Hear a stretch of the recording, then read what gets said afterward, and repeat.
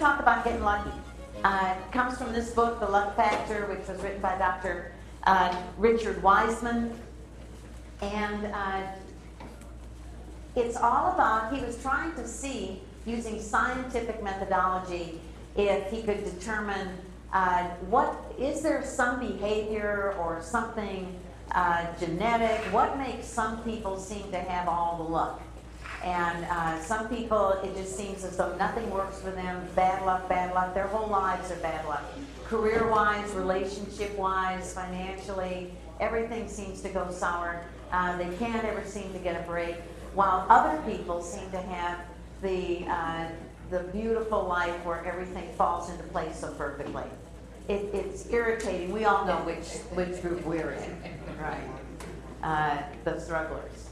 So anyway, he decided to try to see if he could do experiments, have focus groups and control groups and so forth, and see if he could find out what causes all of this. And sometimes you can look at families that seem to be the chosen families, the gifted families. The Kennedys are such a wonderful example of that. After hard times during the Depression, they did end up with a big old chunk of change. The family is wealthy, beautiful homes, great schools, everything, talented people. They seem to have it all. And life comes easily to them. They have the connections, they have the jobs, they have the power, the influence, and people are drawn to them. They have the mistresses. Okay, we'll get to that. They have everything. They got lucky in more than one way. But on the other hand, there's always a dark side to that. They have a child with mental illness. They have obviously deaths, way too many deaths. Who wants to bury so many of your own children? They have scandal, they have serious diseases, so it is not that their lives were completely charmed. So it's like you can't really say that everything went well for them. Hollywood Henderson. Anybody in this room know Hollywood Henderson? He's from Austin. I see 1, 2, 3, 4 hands in the air. So quite the story. Grew up in Austin, very poor. 7 people shared a bedroom when he was growing up, and but he had the gift. He was lucky, fortunate enough that he was very athletic, and eventually became a professional football player with a huge multi-million-dollar contract. So after a lifetime, a whole growing up time of poverty and all that means in terms of no opportunities, suddenly he's the richest guy in the room. And along with all of that money came a cocaine habit. And so eventually the millions and millions of dollars were squandered, and his career was blown, and legal problems and bankruptcy problems, and made some enemies along the way. The home that he had bought for his mama got taken up by the IRS, so she lost that. So it was really sad. And then he won the lottery. What are the chances of being a pro football player and then winning the lottery? He won the lottery twice. And by that time, he was a changed man. He was clean and sober and had been for a long time. And he did squander some money. He did lose some money, but on the other hand, he gave away $1 million. He started a huge athletic program in East Austin, paying back the neighborhood in which he has grown up. He has a foundation that is run by his 2 daughters, and that helps the people of East Austin. And so he has learned how to give back. So he started with just nothing but bad luck, had a little bit of good luck, more bad luck, and some good luck. So it's hard to say that whether he's on the gifted side or the poor guy's side. But at any rate, he also made a political enemy here. In fact, it was his political nemesis that ended up buying his house when it was taken from his mother and went up on the block from IRS. His enemy bought that house. So, at any rate, so Dr. Wiseman decided to do a study, and he gathered up a huge sample of people, hundreds and hundreds of people, and gave them some tests. And in these tests, he was trying to determine what were their behaviors, and also whether they considered themselves to be basically lucky people or basically unlucky people. And 50% of his sample said they felt that they were basically pretty lucky. Life had been good. Just getting born in America, in some places, is a huge stroke of luck that we get born here and not in an impoverished third world country or whatever. We start out with a bit of luck, don't we? And so, at any rate, some people, 50% of the sample said that they felt they were pretty lucky. Only 14% felt that they were really cursed, that they were unlucky, nothing went their way, everything was, tended to go wrong. They always had a string of bad luck, and 36% said they didn't think they were essentially, basically lucky or unlucky. They were neutral. And they had them evaluate themselves. Sometimes you can be lucky in love and unlucky at cards or whatever. So there were all these different categories of life where they determined were you lucky, were you not lucky. Life in general, your family life. Some people are very successful, very lucky in business. They can do those deals, and yet they can't seem to maintain a relationship.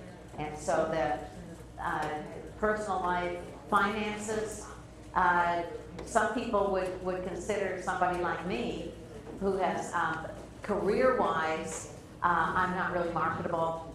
Somebody looks at my background and they say, my God, you've been 40 years in the same job, you have no ambition, you're in a rut, it's public sector, you make no money. And that is true. I'm not marketable, really, if I wanted to look for a job. Plus, I need Fridays off. Who wants to hire that person? But as far as am I happy? Yeah, I'm good. And so, would I want to be in management? Absolutely not. Absolutely not. I don't want to be any higher. I have my little job that I like, and it's a rut and so forth. I'm not going anywhere with it, but I'm okay with that. I'm happy. And sometimes, some people would consider that a big failure career-wise, and some people would consider that a success career-wise. So there you go. It's all relative. Health. That's the big dog. If you're unlucky health-wise, it sort of makes everything else not too important. And then we have your career. So what causes luck? If you're a religious person, you might believe that God is toying with you, as in Job, or God is rewarding you, as in other people. But is it chance? Is it divine intervention? Is it fate? Are you cursed? Did you anger the gods? Is it the fact that you've worn your lucky underwear every day for the last 50 years? What is it that makes some things work out well and some things do poorly? There was one story in this book that I thought, I can't tell if this is good luck or bad luck. Somebody bought a ticket to both the Rhode Island, they had the winning numbers for both the Rhode Island lottery and the Massachusetts lottery. And it's so incredibly lucky, but they didn't get a penny out of it because the Rhode Island numbers were the ones that they got for the Massachusetts lottery, and the Massachusetts numbers were the ones that they had for the Rhode Island. Bummer. Nada. Okay. You hear things all the time where somebody says, I would have been on that plane that crashed. Something unforeseen happened and I would have been there. Here's two strings of good luck, bad luck. This guy, John Woods, a senior partner in a large legal firm, narrowly escaped death when he left his office in one of the Twin Towers in New York seconds before the building was struck by a hijacked aircraft. This is not the only time that he's been lucky. He was on the 39th floor of the World Trade Center when it was bombed in 1993. He escaped without injury. In 1988, he was scheduled to be on the Pan Am flight that exploded above Lockerbie in Scotland. He canceled at the last minute because he'd been cajoled into attending an office party. 3 times his number was up, and he escaped. There was a person featured on public radio a couple weeks ago. He's an artist, And he had 5 brothers, if I remember the thing correctly. He had 5 brothers. They're all firefighters in New York City. Grew up in New York. He now lives in, or he lived in New Orleans. And so he had 5 brothers, all firefighters in New York. He lived in New Orleans. The youngest brother died in 9/11. And so he went up there for the funeral and went up there to help sift through wreckage to try to find the remains and so forth, which they never did. He moved back to New Orleans and lost everything with Katrina.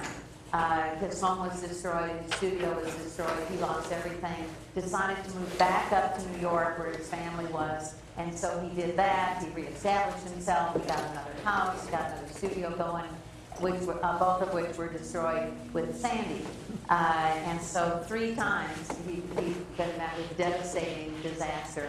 And he was still pretty upbeat. He said, I don't know what else they can do to me. I have nothing left, but I have family. And that counts for a lot. So was he lucky because he has family, and was he unlucky because of all of that? Where does it come from? According to Dr. Weissman, there are 4 principles that determine, or that can help move you from unlucky to lucky. And we're going to talk a little bit about each of those. I also wanted to read you this poor thing. This was a person who sort of health-wise was unlucky. It said she's 34. As a child, she once split her head open on a rock while picking daisies. How does that even happen?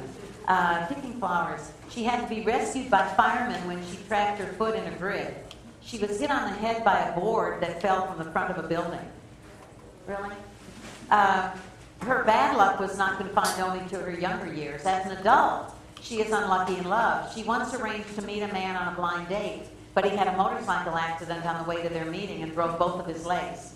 Her next date walked into a glass door and broke his nose. The church in which she was due to get married was burned down by arsonists 2 days before her wedding.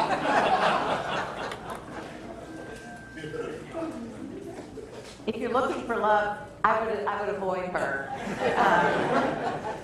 She also experienced an amazing catalog of accidents. Often the accidents were far from trivial. On one occasion, she fell and broke her arm. Shortly afterwards, a second fall resulted in a broken leg.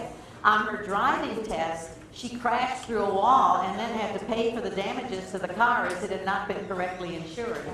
Driving has continued to present problems for Susan. In one especially bad run of luck, she reported having more than 8 car accidents in a single journey of less than 50 miles, fewer than 50 miles. In one interview, she tearfully explained, "Not many people want to get in a car with me. And if I go to someone's home, I'm told to just sit there and not move."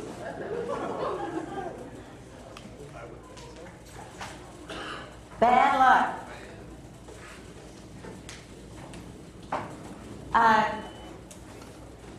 Behaviorally, I thought this was interesting.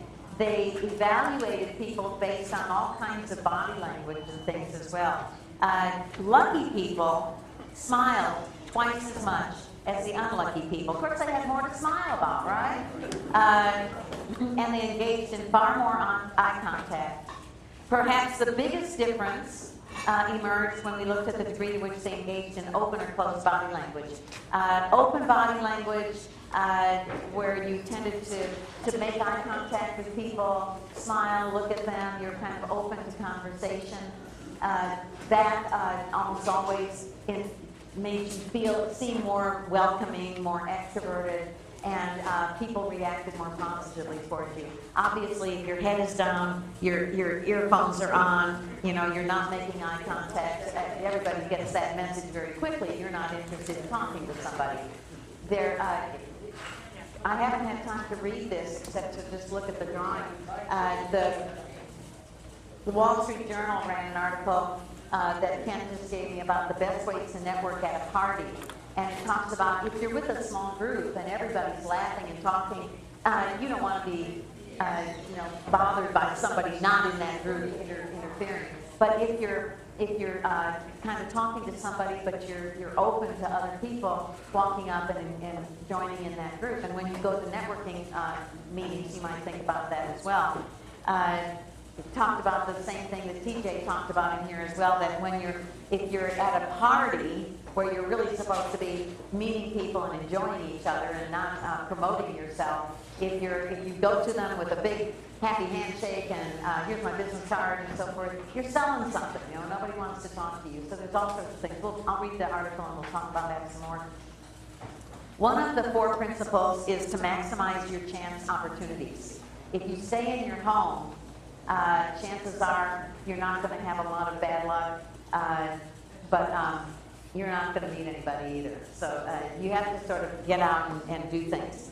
Extroverts tend to feel that they are more lucky than introverts, just because they engage more. They're more engaged. Listen to your hunches. We'll talk about that. The 3rd principle is expect good fortune. Go into a situation hopeful that the outcome of wherever you are is going to be good. You go with a predisposition that this is going to be a successful experience. So you go in with that mindset. And then some people have the unique skill of taking something bad and transforming it into something good. And all of these things are learned behaviors. So even if you feel that you are naturally unlucky, even if you feel as though you just have one of those personalities where you're not a sanguine personality, you're not on and bubbly all the time, you kind of walk around a little bit depressed, and unemployment doesn't help that. But you seem to stay a little bit below the energy level. Some people are just like that. That can be a genetic predisposition, where their bodies don't produce as much serotonin and dopamine as the bodies of people who are a little bit more upbeat. Those are also people who are very likely to become alcoholics and drug addicts, because their serotonin and dopamine levels are slightly lowered, then they're always trying to self-medicate because they want to feel better. And so that seems to be an easy fix. That's just an additional FYI. All right, so these are all things that you can figure out how to do. How do you maximize your chance opportunities? And when we're talking about getting yourself to be lucky, you can get that any way you want. Where you want more job opportunities, you want your networking opportunities to be more successful. If you're one of those people that says, "I just want to get lucky," you got to suit up and you got to show up. We had a whole presentation a few years ago. That was the title: "Suit Up and Show Up." No employers are going to come to your house and knock on your door and say, "Hey, I heard you're looking for a job." You've got to get out there, and you have to meet people, whether you want to or not. You can go to these meetings, and if you don't like network after work with 300 people, and you don't like Austin Tech Happy Hour with 100 people, then join some meetups. Join just some groups where you're going to meet people who are interested in the same things that you're interested in. But get out and volunteer. You remember Christina Sagafis, who recently got a job with a fabulous salary, said that one of the things that not only turned things around but also helped her keep her sanity was volunteering. Volunteer, volunteer, volunteer, volunteer. Help people. Help people.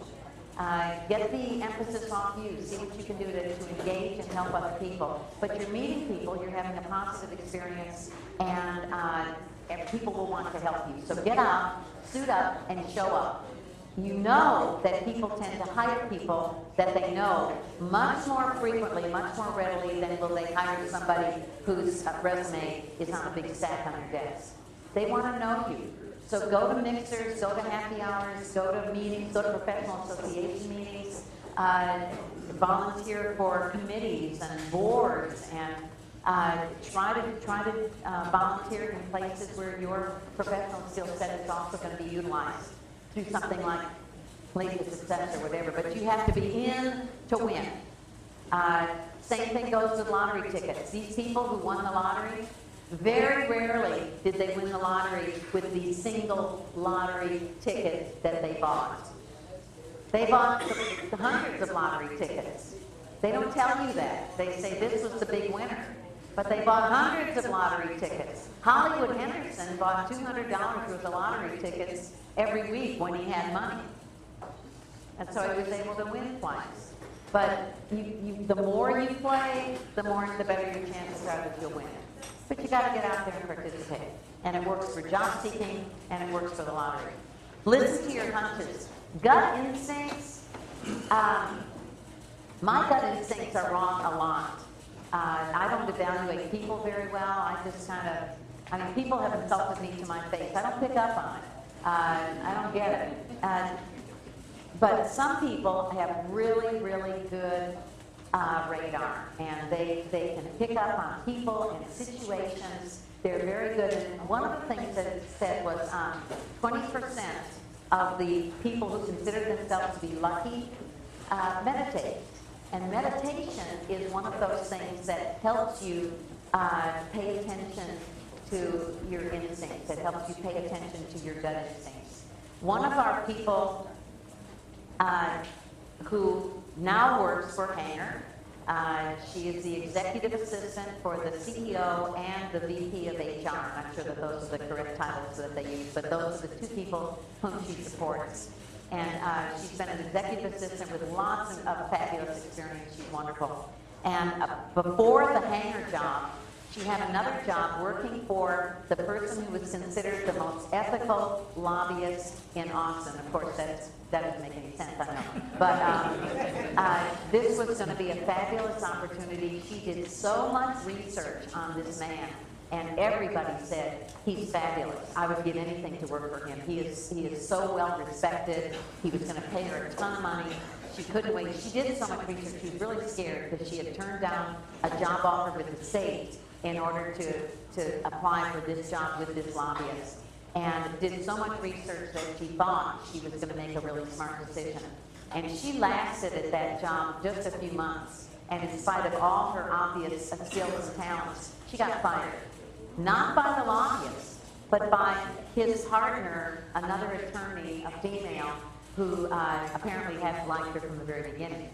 And so it was the only time she'd ever been walked out of a job. And I said, were there any signs ahead of time that this was going to be a problem? Like Victoria said, she turned down that job immediately. She knew it wasn't a good fit. And I said, were there any indications that this was going to be a bad fit for you? And she said, there were indications. And she said the main one was during her interview, this woman criticized by name people that worked for her and said some really vile things about them. And she said, I thought at the time how unprofessional this is. If I get this job, I'm going to be meeting these people. I'm going to be working with these people. And it's inappropriate for you to say these things to me. But she thought, well, I've done a lot of research. I know this is a good place to work. And I can get along with everybody. But as it turns out, it didn't work that way. Hunches, gut instincts can be very good. It can be good with playing your hunches on the lottery. It can be good with taking a job or walking away from a job. If it's not you get a lucky break. You follow your instincts and your hunches, and you save yourself from disaster. Expect. I don't want to say demand. That's too pushy. Expect good things to happen to you. Wake up every morning and say, this is going to be a great day. I'm going to meet at least 3 people, and one of them, at least, is going to say something that's going to make a positive impact on my life. I got to get out of here. I got to go meet these people. And have that anticipation, that enthusiasm, and you do it day after day after day, because you never know. And at the end of the day, you say, okay, which one of them was the person that said something? I got to figure this out. What did I learn today? What was something good that happened today that I'm gonna latch on to for tomorrow? But expect good fortune. Some people wake up every morning and they've got affirmations, sticky noted all over their mirrors and things like that. If that works for you, that does not work for me. If that works for you, that's great. Daily goals. What am I going to accomplish? But anticipate success. Make this happen. You can learn this. Self-fulfilling prophecy. Most of you have probably either read the book, The Secret, or you've seen the video. And whether you buy into the Kool-Aid or you do not buy into the Kool-Aid, that's up to you. But I have done that where you repeat over and over and over something that's going to happen or something that you want, and it works that way. I've done that only 2 times. But both times, it worked. And I'm not saying that I know why it worked, but one time, I had a big hole in my roof, and a huge thunderstorm was coming. And I had been trying to call this roofer for a week, and I finally had him on the day, it was a Friday, as a matter of fact, and I got him early in the morning, and I said, there's a hole in my roof.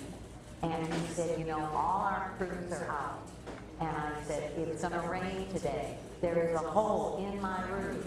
And he said, look, I don't usually do this. I'm kind of a crisis manager.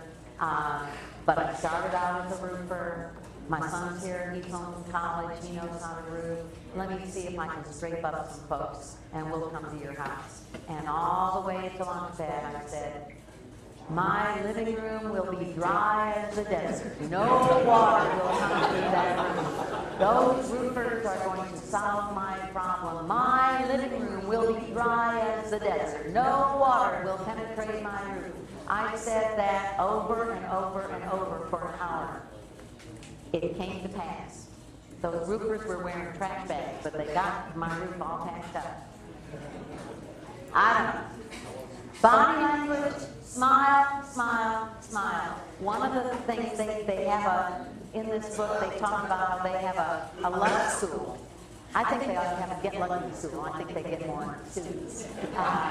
But they have a luck school, and they teach people these behaviors. And one of the things they say is smile. Now, they're smiling and then they're smiling, you know. You gotta feel it. But they intentionally try to think of happy things as a smile more often. And they say, that's just amazing. I'd walk into a room and I'd smile and people would come to me. And they would engage. I had a client who used to get a PhD in surface chemistry. And he used to work at 3M. He was from Iran. And he was the problem solver who figured out the coating that they needed to put on the transparencies so that they didn't melt on the overhead projectors. Is there anybody here who remembers overhead projectors? Okay, that's all I asked. All right. I actually worked with him. Oh, you worked with that guy? Okay, so I would send him, just his personality, he was very, very subdued. He was not an emotional person, very controlled. And he was a scientist, you know, he was a researcher. And I would send him on interviews and he wouldn't get hired. And when I called to try to follow up to see what was the problem, many people said he just didn't seem that interested. And I said, well, I know he's interested. And I said, we got to ratchet up your energy level, and you need to let these people know that you really want the job, and you need to smile. And so he would say, Lucky, how about this one? And I would say, it's coming along. It's coming along. Okay. And then the last principle was turning bad into good. And I'm really good at this. When my kids were little, we played a game all the time, and it's called What's Worse. And when they were really little, you know, they spill milk. And they think I was going to beat them or something. I don't know. They were just terrified. And I thought, this is bad. This is little. This is a very little thing. In fact, what's worse? Well, like honey or syrup. That's what's worse. Bring that up. And then we say, and what's worse than that? And then they talk about, you know, oil or grease or something. And then they say, well, what's worse than that? And then, you know, kids, you know, then you get into bodily fluids. And then what's worse than that? Other people's bodily fluids. Anyway, it would get to where it's just really disgusting. And then, you know, the milk just seemed like nothing at that point. And we did what's worse about just all kinds of topics. And for 8 years, I had a job on Saturdays where I worked in a metal recycling center. And I bought, you know, aluminum and copper and brass and all kinds of metals of all different kinds. And it was a big, nasty warehouse with kind of a big what do you call it, conveyor belt and a big bin, and there were tons of roaches and snakes sometimes, and it was just kind of a nasty place to work. But anyway, I went home one day from that job, and the kid said, so how was work? I said, oh, the grossest thing happened. And I said, this big old cockroach came right in my face, and it got stuck in my safety glasses. And I said, oh, it was so gross. And my son said, well, it could have been worse. Could have gone to your mom. And I said, well, you're right, that's worse. It could have been worse. You could have liked it. All right. What are your lessons learned? Can you take from every failed interview, from every failed relationship, from every piece of bad luck that's happened to you, is there a lesson learned? Can you do a failure analysis? Can you say, what did I do wrong with that one? What did I answer wrong? Can you get somebody else to analyze it? Can you do mock interview practice? Can you say, what's going on? What can I learn from this experience? Sometimes even not getting the job that you should have gotten. It seems like such a disaster, and yet the better one comes along. The relationship that you thought, this is the one, and it falls apart and you're devastated until you realize that that wasn't the one at all. This is the one. And so how fortunate it was that one failed. So, you know, if you can say, you know, that is such a disaster, but I think that what's happened is that has freed me up for the better one that's going to happen next. I got to prepare. I got to go brush my teeth. Okay. And the people that we see interviewed, and the refugees, boy, talk about unimaginable bad luck. We can't comprehend any piece of what those people have gone through. And yet, sometimes you hear them, they talked about a young married couple that had finally made it to Hungary, and after so much horrible stuff that they had gone through, and they were taking selfies. They had taken selfies in the boat that capsized, and they had taken selfies all over the place, and they said, we're going to go to Germany, and we're going to start our new years with a school, and we're going to get married, and we're going to, you know, whatever, they had it all planned, and they were so enthusiastic, they couldn't wait. They were so excited. And lessons can be learned from all sorts of people that go through bad luck, and stay upbeat, positive. Where does that come from? And it's all because of these things. Is there a lesson to be learned? And does that mean that this one's over and a really good one is going to come right around the corner, and we've got to be ready for it? And the same thing happens with job loss as well. This is a quote that I'm sure you've all heard. Thomas Jefferson, I'm a great believer in luck. I find that the harder I work, the more I have of it. It's not that it just gets dumped in your lap. You've all heard I can't do the accent, I wish I could, but you've all heard the story of the guy that prayed to win the lottery. Every night he would pray to win the lottery. God, help me win the lottery. I'll do so much good with the money. Help me win the lottery. Every night he would pray to win the lottery. And he never won. He never won. And finally, one night, there was a bolt of lightning, and a huge voice came to him from the darkness and said, Maury, this is God. God! Oh my God, this is God! God, I've been asking you for years to help me win the lottery, and you never come through for me. You never help me win the lottery. Maury, meet me halfway. Buy a ticket. Okay, so in all of it, if you want to turn bad luck to good luck, get out there, suit up, show up, buy a ticket, engage, meet people, help people, see the good and the bad, and it'll all become clear.